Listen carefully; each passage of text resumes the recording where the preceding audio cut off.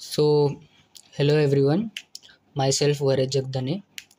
आणि आज आपण DME या विषयातला सब्जेक्ट ह्याचा एक PYQ आपण बघणार आहोत. तर हा जो PYQ आहे तो आपलं DME सब्जेक्टमधल्या युनिट नंबर 3 पॉवर स्क्रूज ह्या युनिटवर आधारित आहे. सो हा जो PYQ आहे तो 2023मध्ये विचारला गेला होता अँड फॉर ऑलमोस्ट 8 मार्क्ससाठी हा विचारला गेला होता. सो हा जो न्यूमेरिकल आहे तो आपण आत्ता सॉल्व करायला घेऊया. सो आज तुम्ही पाहू शकता आपल्याकडे जो न्यूमेरिकल आहे तो मी इथे लिहून ठेवला आहे. आपण स्टेप बाय स्टेप जाऊ आणि बघूया की आपल्याला ह्या मधनं कोणकोणते डेटा आपल्याला गॅदर करता येईल. So first of all, let's read the question and gather the data which is required for solving the numerical. So the lead screw of a lathe has Acme threads of 50 mm outside diameter and 8 mm pitch. So तुम्ही इथे पाहू शकता ह्यामध्ये Acme threads चा use केला आहे. So for Acme threads आपण म्हणू शकतो की गिवनमध्ये आपल्याला दिलं आहे Acme threads. So for Acme threads जो आपला थ्रेड अँगल असतो, थ्रेड अँगल म्हणजे काय, 2 थीटा.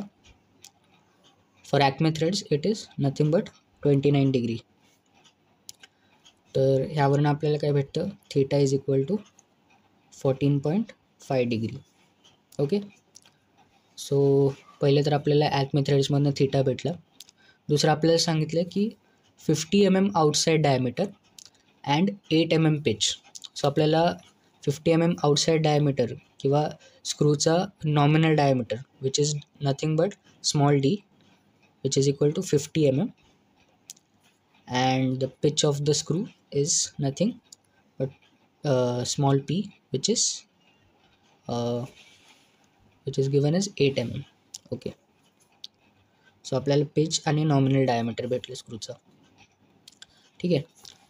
नेक्स्ट आपल्याला सांगितलं आहे काय, the screw must exert and actual pressure of 2500 Newton. So ह्या केसमध्ये आपल्याला ॲक्च्युअल प्रेशर सांगितलं आहे, पण ह्याला आपण कन्सिडर करू ॲक्च्युअल लोड म्हणून. तर ॲक्च्युअल लोड जो दिला आहे तो आपल्याला दिला आहे 2500 न्यूटन.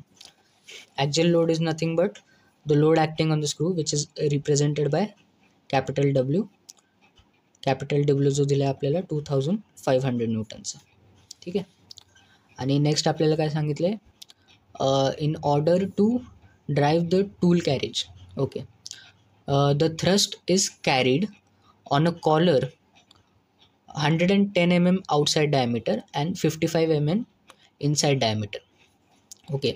सो आपल्याला कॉलर दिला आहे इथे. आता तुम्ही जर युनिट 3चा थोडा अभ्यास केला असेल तर तुम्हाला माहिती असेल, जर कॉलर जर प्रेझेंट आहे तर आपल्याला कॉलर फ्रिक्शन पण तिथे कन्सिडर करायला लागतो. आणि त्यामुळे त्यांनी ऑलरेडी कॉलरचे आपल्याला डायमेन्शन दिले, जे की आहे आउटसाईड डायमीटर किती, outside diameter is 110 mm and the inside diameter which is capital DI that is nothing but 55 mm inside diameter. ठीक आहे. सो आपल्याला कॉलरचे डायमेन्शन दिले. And the next one is inside diameter of the lead screw rotates at 30 RPM. So आपल्याला rotation speed पण दिली. Rotation speed म्हणजे काय, capital N which is equal to 30 RPM rotations per minute. Okay. So आता त्यांनी विचारले काय, determine the power required to drive the screw. So आपल्याला पॉवर इथे काढायची म्हणजे काय, कॅपिटल P काढायचं आहे. आणि दुसरं आपल्याला विचारलं आहे the efficiency of the lead screw. So आपल्याला लीड स्क्रूची एफिशियन्सी पण विचारली. त्यांनी गिवन डेटामध्ये अजून एक काय अजून करायला सांगितलं की अजून coefficient of friction of 0.15 for the screw and 0.12 for the collar. Also state the condition of the screw.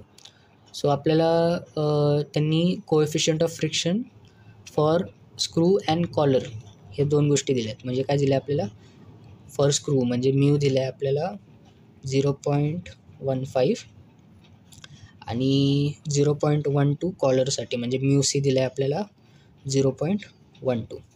ठीक आहे.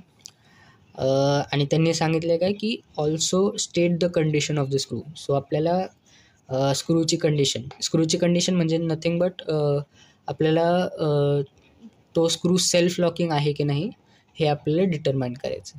ठीक आहे. So that is the given data that we have gathered from the question. Now let's begin to solve it. So आपण पहिलं जे विचारलं आहे ते आपण सॉल्व करायचा प्रयत्न करूया.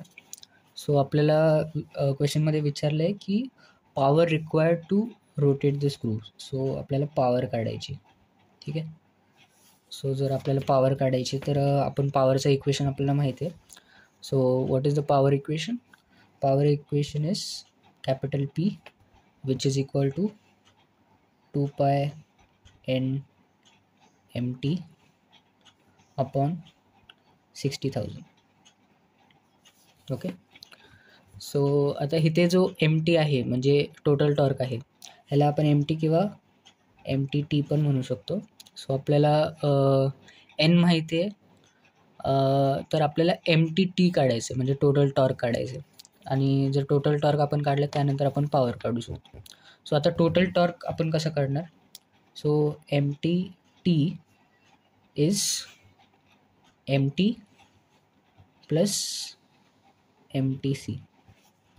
ठीक आहे. आता ह्यामध्ये MT जो आहे तो आहे torque required to overcome the screw friction. म्हणजे स्क्रूमधले जे थ्रेड्स आहेत आणि नट आहे त्यामध्ये जे फ्रिक्शन जनरेट होतो तर त्याला ओव्हरकम करण्यासाठी जो टॉर्क लागेल तो MT असेल. आणि कॉलर फ्रिक्शनला ओव्हरकम करण्यासाठी जो टॉर्क लागेल तो MTC असेल. सो तुम्ही स्क्वेअर थ्रेडसाठी जो डेरिवेशन तुम्ही बघितला होता त्यामध्ये आपण काय बघितलेलं की MT is nothing but WDM/2 tan phi plus alpha. ठीक आहे. हा जो आपण इक्वेशन डिराईव्ह केला होता पण तो इक्वेशन आपण ह्या केसमध्ये यूज नाही करू शकत. का? कारण ह्या केसमध्ये जो आपल्याला थ्रेड प्रोफाईल दिला आहे तो ॲक्मे थ्रेडसाठी दिला आहे. त्या केसमध्ये आपल्याला हा नाही यूज करता येणार.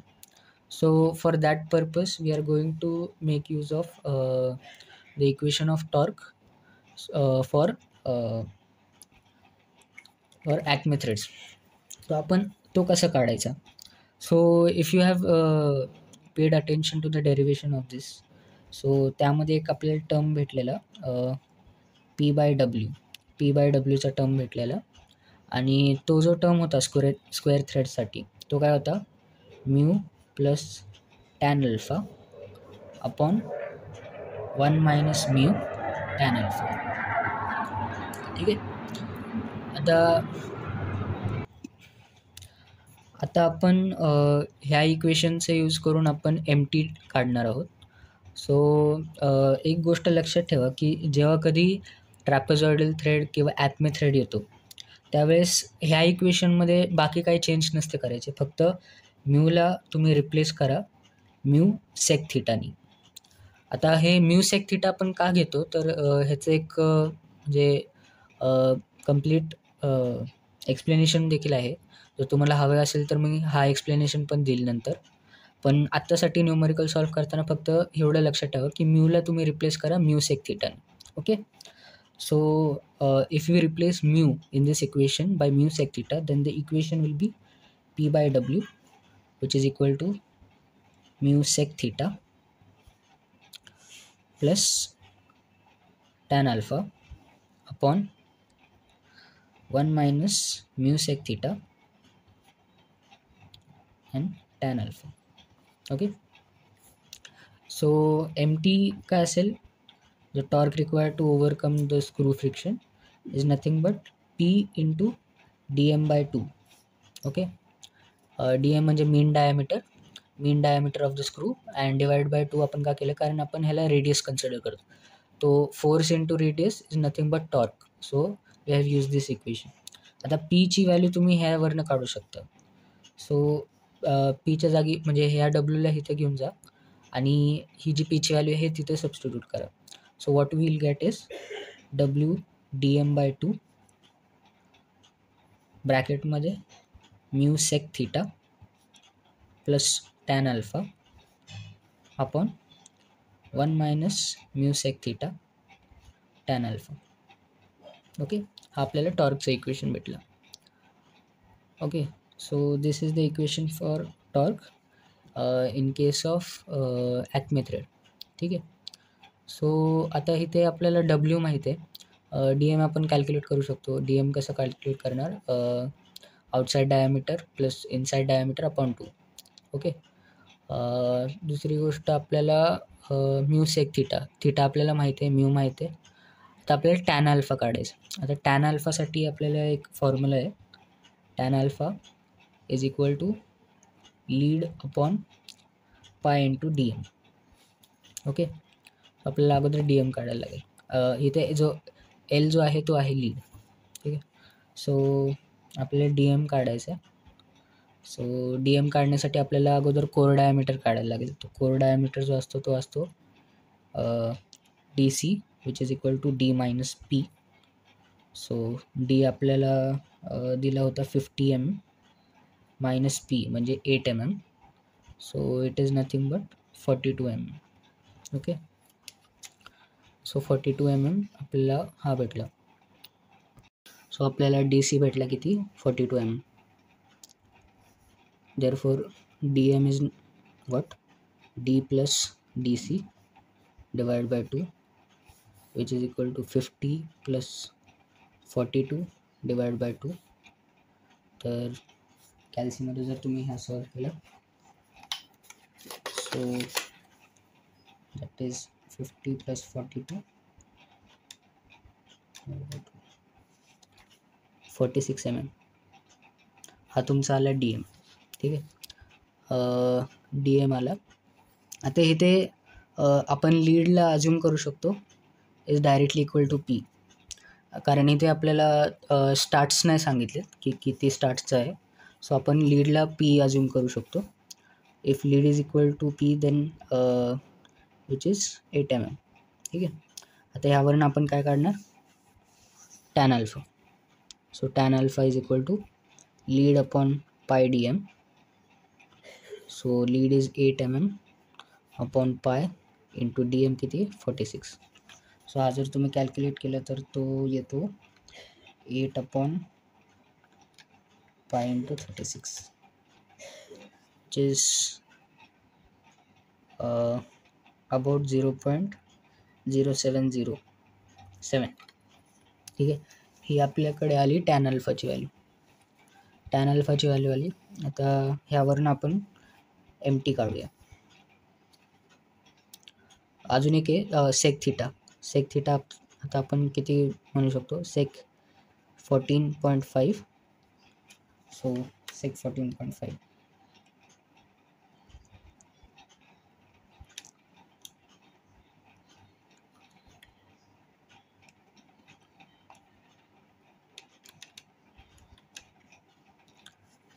1.0329 ही झाली सेक थीटाची व्हॅल्यू.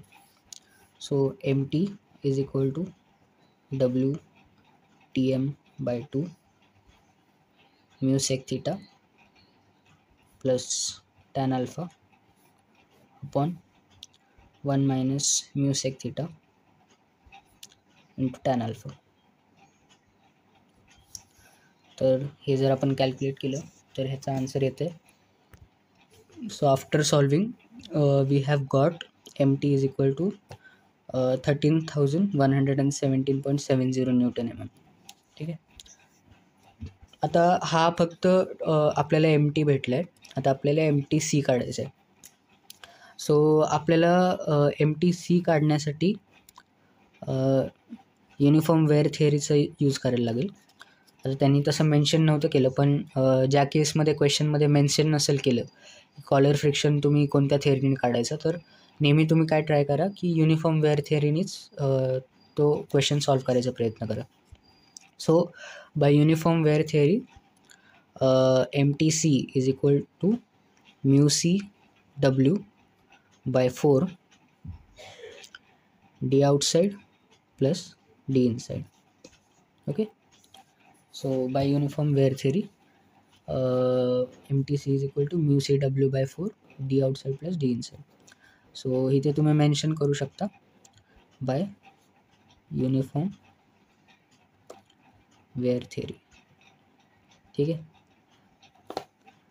हे मेन्शन करणं गरजेचं आहे कारण आपण कोणती थेरी वापरली ते एक्झामिनरला कळलं पाहिजे. ठीक आहे, सो आता हा आपण सॉल्व करू शकतो. आपल्याला डब्ल्यू माहिती आहे, म्यू सी माहिती आहे, डी आउटसाईड डी इनसाईड माहिती आहे. तो आफ्टर कॅल्क्युलेशन ह्याचं व्हॅल्यू येते. सो आफ्टर कॅल्क्युलेशन ह्याची व्हॅल्यू येते 12,375 न्यूटन एम एम. ठीक आहे, सो आपल्याला एम टी भेटला आणि एम टी सी भेटला. सो आपण एम टी टोटल काढू शकतो. So M T total is M T plus M T C आणि दोघांची ॲडिशन केल्यावर आपल्याला भेटतं. So after calculation it is 25,492.70 newton M M.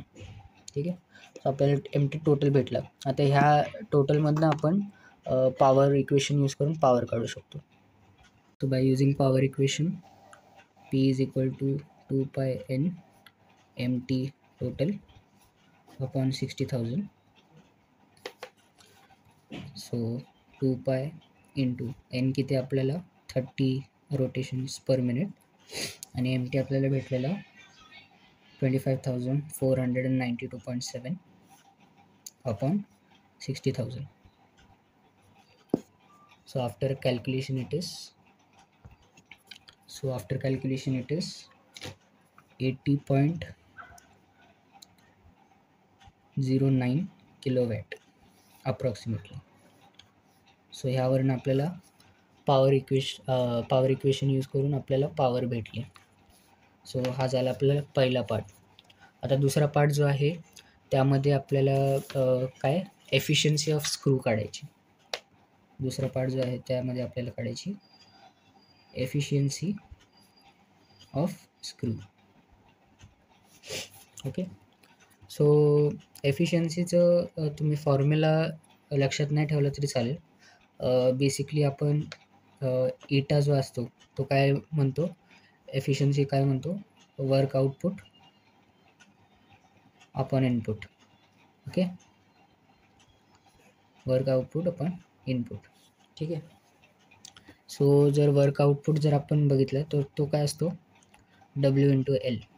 ठीक आहे, म्हणजे त्या लोडला एका लीडनी त्याला रेस करण्यासाठी जो वर्क लागतो त्याला आपण W इंटू एल म्हणू. आणि दुसरा जो असतो तो आहे MTT इंटू पाय. म्हणजे एका रेव्होल्युशनमध्ये जेवढा आपण टॉर्क तिथे लावला तो असतो आपला वर्क इनपुट. सो ह्याला तुम्ही रिमेंबर ठेवू शकता, नाहीतर नाही ठेवलं तरी चालेल. तुम्ही डायरेक्टली म्हणजे हा जो फॉर्म्युला जो आहे जर तो तुम्ही यूज केला तरी तुम्हाला ते आन्सर भेटू शकतं. सो आपल्याला W माहिती आहे, W आहे 2500. लीड जो आहे तो आपला आहे पिचच्या इक्वल म्हणजे 8 mm आणि टोटल आपण टॉर्क जो काढलेला तो होता 25,492.7 into pi. So after calculation the efficiency is 0.2497 or percentage efficiency is 24.97%. Okay, so आपल्याला एफिशियन्सी भेटली, आपल्याला पॉवर भेटली. आता आपण दुसरी एक गोष्ट काढायची राहिली जी की आहे कंडिशन ऑफ द स्क्रू. ठीक आहे, सो थर्ड जो आहे तो आपला आहे कंडिशन ऑफ द स्क्रू. ठीक आहे, सो तुम्हाला माहिती आहे जर सेल्फ लॉकिंग जर स्क्रू असेल तर काय असतं की फाय जो असतो तो नेहमी greater than equal to alpha असला पाहिजे. ठीक आहे, आता ह्याला मी कसं लिहितो, दोन्ही साईडचं मी टॅन घेतो. Tan phi is greater than equal to tan alpha. ठीक आहे, आता तुम्हाला टॅन फाय जो आहे तो तुम्ही असं हे देखील लिहू शकतो. tan phi is nothing but what, coefficient of friction and which is greater than equal to tan alpha. आता tan अल्फा आपण अगोदर बघितलेला किती, L/πdm. ठीक आहे. सो आता तुम्हाला म्यू माहिती आहे, तुम्हाला एल माहिती आहे, तुम्हाला पाय इंटू डी एम माहिती आहे. तर आता हे जर तुम्ही कॅल्क्युलेशन केलं आणि जर तुम्हाला ही कंडिशन जी आहे ती जर सॅटिस्फाय होत असेल, तर आपण डायरेक्टली काय कन्क्ल्युजन काढू शकतो की जो स्क्रू आहे तो सेल्फ लॉकिंग स्क्रू आहे. So for that let's check. So आपण tan अल्फा ऑलरेडी काढला होता. सो tan अल्फा जो होता आपला तो होता इथे लिहूया. tan अल्फा जो आपण काढला होता तो 0.070 होता. ठीक आहे. आणि म्यू जो आहे तो आपला 0.15 आहे. ठीक आहे. सो नॅचरली 0.15 किंवा ह्याला मी असं देखील लिहू शकतो, 0.15500 इज ग्रेटर दॅन 0.0707. ठीक आहे. सो ही कंडिशन जी आहे ती सॅटिस्फाय होत आहे. त्यामुळे आपण काय म्हणू शकतो की जो स्क्रू आहे आपला, the screw is a self locking screw. Self locking screw. So in such a way we have completed the numerical. तर हा जो न्यूमेरिकल आहे तो म्हणजे खूप डिफिकल्ट नाही म्हणता येणार, पण ह्यामध्ये तुम्हाला खूप काही कन्सेप्ट लक्षात घेणं गरजेचं होतं. सो त्या केसमध्ये मी हा न्यूमेरिकल घेतला होता तुमच्यासाठी. तुम्हाला सुरुवातीला जरा कठीण वाटेल हे, पण नो वरीज. तुम्ही जर अगोदरचे जे फॉर्म्युले आहेत, जे काही कन्सेप्ट आहेत, जर ते तुम्ही व्यवस्थित वाचले आणि तुम्ही जर फॉर्म्युले लक्षात न घेता फक्त त्याच्या मागचा कन्सेप्ट जरी लक्षात घेतला, तरी तुम्हाला हे न्यूमेरिकल जास्त कठीण जाणार नाही. जर तुम्हाला काय हेल्प लागत असेल तर तुम्ही तसं कळवा. काही एक्सप्लेनेशन वगैरे लागत असेल तर तुम्ही सांगू शकता. जे डेरिव्हेशन्स वगैरे आहेत तर मोस्टली ते कवर केलेले जातात. जर त्यामध्ये देखील काही डाऊट असेल तर तुम्ही विचारू शकता. मी सुरुवातीला हा न्यूमेरिकल तुमच्यासाठी जास्त टाईम का घेतला, कारण तुम्हाला प्रत्येक गोष्टीच्या मागचा जो लॉजिक आहे तो मला एक्सप्लेन करायचा होता.